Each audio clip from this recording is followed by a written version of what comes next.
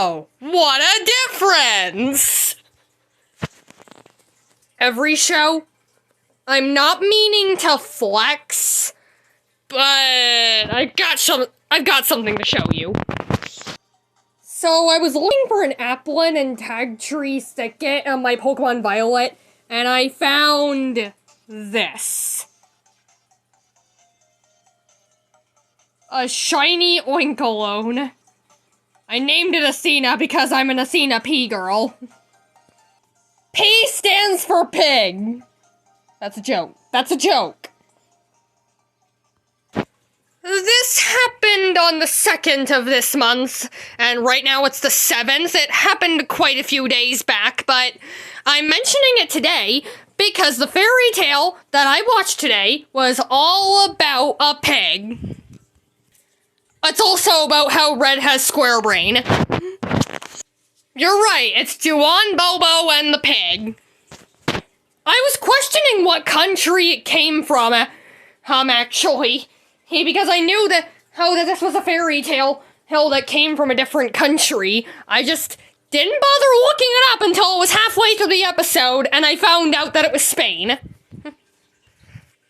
Well, one of my guesses was Mexico, and I believe Spain and Mexico are the same place. I meant same thing. They're basically the same thing. I'm sorry if I'm being offensive to Mexicans. I guess that also makes me showing off the shiny Oinkologne ironic because Paldea is Spain. How perfect can one get? Anyway, Joanne, Bobo, and the pig, part of the top 4 favorite episodes. I actually have so much I want to talk about here, which is a first since I took my long break from being stranded on an island.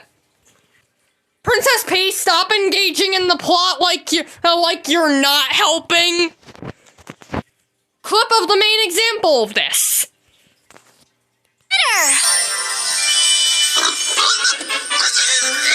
Piggy, where are you going? Are we? Who knew the pig had a glitter phobia? Thank you, Princess P. Sorry? But anyway, the pig then is so scared he runs right into a mud pit and gets stuck. But I have a lot more to say about the mud scene in the lore section. Because, you know an episode is done good when the mud gives off lore. When the mud gives off lore. Yeah, the topic of the mud will come back. That will come back. I had this ongoing joke that Red and Joanne's brains were just... their brains in their heads they're just too busy playing GBA, and that's why they don't understand anything. That's not canon. But it is canon that brains in general have free will, and they just have a job to think for someone. God Gumball decided this. Or Arcus decided this. One funny moment is when Joanne's mom calls him. When he just calls the dress store that he's at to talk to him. Like, my question is, how did she know that he was there? How'd she not call the wrong number a couple times? I know who you are. When you call this number again, I'm gonna reach through this phone. I'm afraid you've got the wrong number, but you should subscribe. Please leave a message after the meow, ma'am.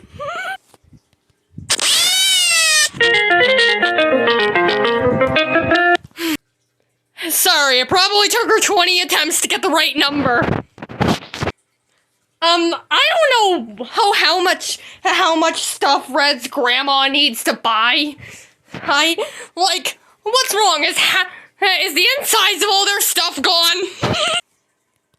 We need the inside of an orange, the inside of a stick of butter, the inside of a carton of milk, and the inside of a microwave oven. I made that joke while watching. Lore time! First of all, at the end of the episode when Red finally understands what her grandma wants, there's further proof that her basket came from Higglytown because she didn't know she would have to give her grandma a piece of paper, yet she pulls a piece of paper straight out. I have a feeling Joan Bobo is partially deaf. Though that one's just a possibility. The pig is a girl. I don't know why I felt the need to say that. It was... her gender was just randomly dropped in the episode. In fact, it was dropped at the beginning at the mud scene. When Joan Bobo said, "Oh no, she's stuck." They really couldn't have called it it. They had to give it a specific gender. Probably girl so the dress thing wouldn't be weird. But it's past 2019, that doesn't matter. Anyway, when Princess P conjured up a stick to pull it out, I'm referring to the pig as it because really that should be how you should refer to it. Okay, fine, girl. When Princess P conjured up a stick to pull her out, it seemed extremely hard. It was hard for 5 people to pull one pig out of mud. To the point you needed me, the viewer, to help. Like, bruh, it's just mud. It should be easy. Something tells me superwise mud logic got mixed up with Backyardigans' quicksand logic.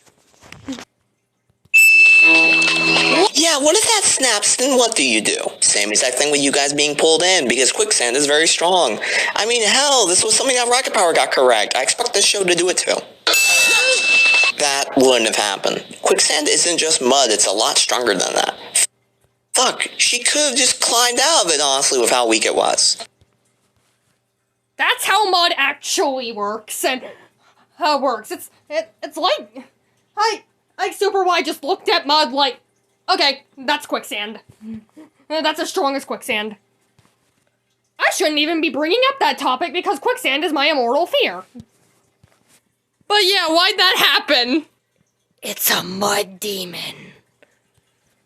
Okay, let's be real. What's a mud demon? I believe it's just a demon that makes mud stronger than normal. I feel like mud demons just want mud to be quicksand real bad. No thanks. I'm not going near mud anymore. Good thing that the mud demon can't manipulate if that stick snaps. House and the readers are like, now what do we do? Do you have to spell out another word? Nice to meet you, mud demon. I don't know why you're here. But you're here, you're in my lore now! Now, I'm going to share a personal story. A personal story of me making one of these idiotic brain goofs that this episode says can happen. So, someone asked me to get a couple paper towels. Somehow my brain jumbled it to a cup of paper towels.